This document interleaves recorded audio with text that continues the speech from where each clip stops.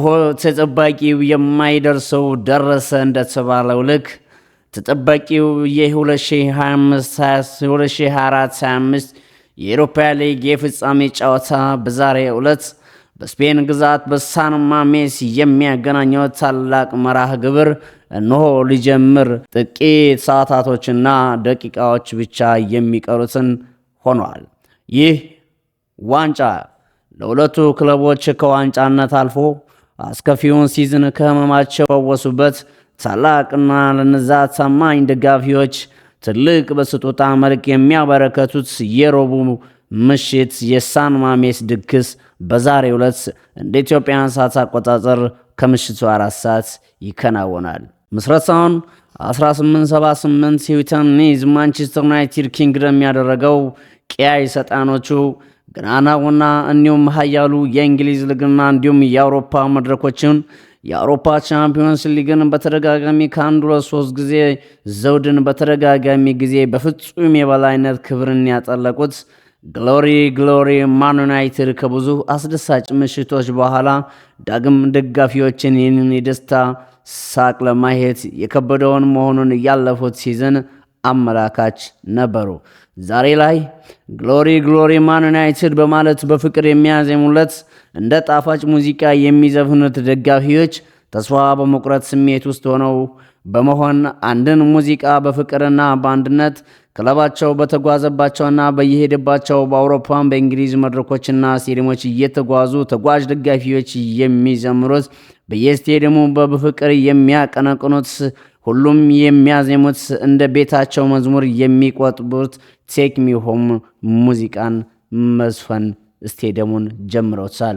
ክቡራንና ክቡራን አድማጮቻችን ይህ ለነዛ ክለባቸው የሚታወቁት ደጋፊዎችና ክለብ ይህንን አስቸጋሪ ጊዜያት ለማለፍና ለነዚህ ደጋፊዎች ያላቸው አንድ አማራጭ የሆነላቸው በዛሬው የአውሮፓ ሊግ የፍጻሜ ጨዋታ እንዲሁም ደግሞ ቀጣይ የአውሮፓ ቻምፒዮንስ ሊግ ቦታ ለማግኘት ያላቸው አንድ የመጨረሻ አማራጭ የዛሬው 90 ደቂቃ የሰላማዊ ጦርነት በስፔኗ ግዛት ሳን ማሜስ ስቴዲየም የሚከናወነው ታላቅ የፍጻሜ ጨዋታ ነው። ከሰር ቦብ አሌክስ ፈርጉሰን ስንብት በኋላ የእሳቸውን የክለብ ኃያልነት ክለቡንና የእሳቸውን ኃያልነት ያስጠብቋል ተብለው የተገመቱ ከዴቪድ ሞይስ እስከ ቫንሃል ከቫንሃል እስከ ጆዜ ሞሪኒዮ ከጆዜ ሞሪኒዮ እስከ ኦሌ ጉናር ሶልሻየር እንዲሁም እስከ ዘመነ ኤሪክ ቴናግ ከቴናግ እስከ ወጣቱ ፖርቹጋላዊ አሰልጣኝ ሩበን አሞሪም ድረስ ያከታተሉትና አሰልጣኝን በተደጋጋሚ ጊዜ መፈራረቅና ልውጦች ባያስመለክቱም ኮከቦችንም እንዲሁም በእግር ኳስ ዓለም ያሳለፉት ስላልቅ ንጉሱን ኮከቦችን ወደዚህ ውቧ ከተማ ቢያስኮበሉም ክለቡ ላይ አንዳች ጠብ የሚያስብል ነገር መፍጠርም አልተቻለም። ይህንን ክለብ ለመቅጠምና ለመጫወት የሚፈሩት ክለቦች አሁን ላይ የሁሉም መፈንጫ ከሆነ ሰነባብተዋል። የአይጦች መሯረጫ መንደርም ከሆነ የኋላ ታሪክን ይይዛል። ይባስ ብሎ የዚህ ዓመት አስደንጋጭ ክስተትና አሳዛኝ በምዕተ ዓመቱ አስነዋሪ አስደንጋጭ ዓመትን እያሳለፉ ይገኛል።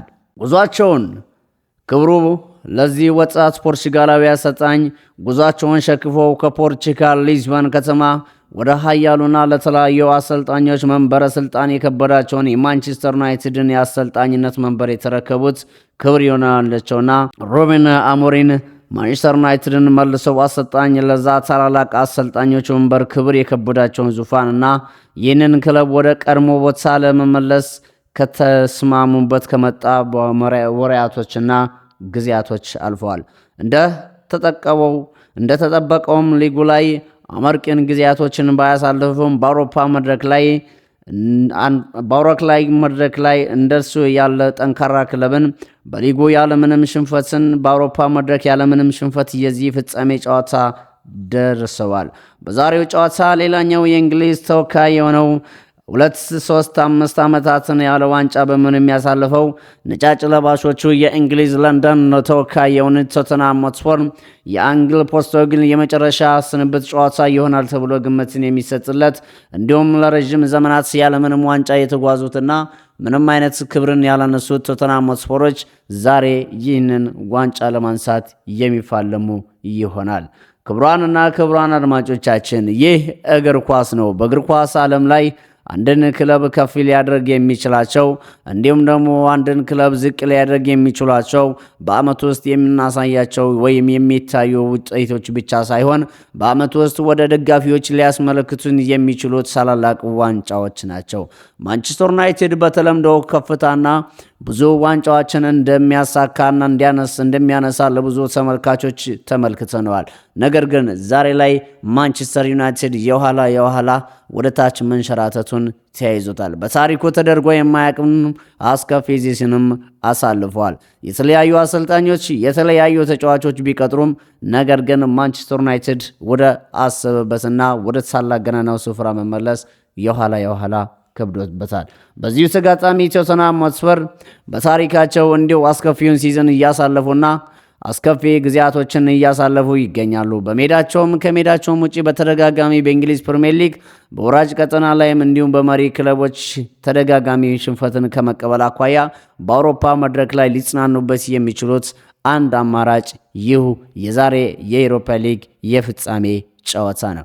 በብዙሃን ዘንድ ትኩረት የተሰጠው የሁለቱ ክለቦች ለሁለቱም ዋንጫ ምን ያህል እንደሚያስፈልግ ከወዲሁ የሚጠበቀው ይህ ታላቅ መርሃ ግብር በዛሬው ዕለት በሳን ማሜስ ስቴዲየም ቶተንሃም ሆትስፐር ከማንቸስተር ዩናይትድ ያገናኛል። በግሎሪ ማን ዩናይትድ በዝማሬ የሚታወቁት ዛሬ ላይ በቴክ ሚ ሆም ሙዚቃቸው በየአቅጣጫው የሚያዘሙት እነዚህ ደጋፊዎች ዛሬ ላይስ ማን የዚህ ጨዋታ አሸናፊ ይሆናል?